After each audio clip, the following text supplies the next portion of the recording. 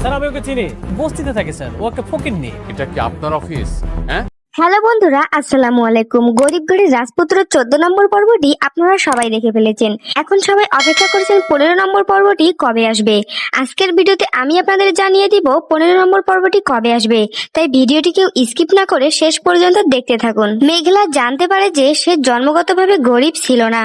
1 বছর বয়সে shopping mall থেকে তাকে চুরি করা হয়েছিল এবং পরে চোর তাকে ডাস্টবিনে ফেলে যায়। সেখান থেকে তার বর্তমান পালক বাবা মা তাকে উদ্ধার করেন। কিন্তু দুঃখের বিষয় হলো মেঘলার আসল বাবা মা কেউই এখন বেঁচে নেই। কিন্তু তার আসল বাবা তাকে অনেক ভালোবাসতো, সেই জন্যই তার নামে সমস্ত সম্পত্তি লিখে দিয়ে গেছে। বেঁচে থাকতেই মেঘলা যদি তার আসল বাবাকে একবার দেখতে পাতো তাহলে হয়তো নাটকটা আরো বেশি ভালো হতো। এদিকে মেঘলার পালক বাবা মা তাকে এতটাই আদর দিয়ে বড় করেছেন যে মেঘলাকে কখনো বুঝতেই দেয়নি যে তারা তার আসল বাবা মা নয়। এখান থেকেই বোঝা যায় জন্ম দিলেই কেবল সত্যিকারের বাবা মা হওয়া যায় না, জন্ম না দিয়েও প্রতিটা বিপদে আপদে পাশে থেকে মা বাবার থেকে বড় কিছু করা যায়।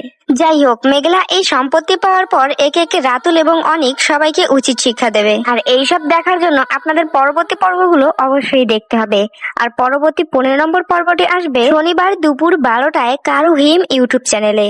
তো বন্ধুরা, ভিডিওটি ভালো লাগলে ভিডিওতে একটি লাইক দিয়ে চ্যানেলটি সাবস্ক্রাইব করে দিন। ধন্যবাদ সবাইকে।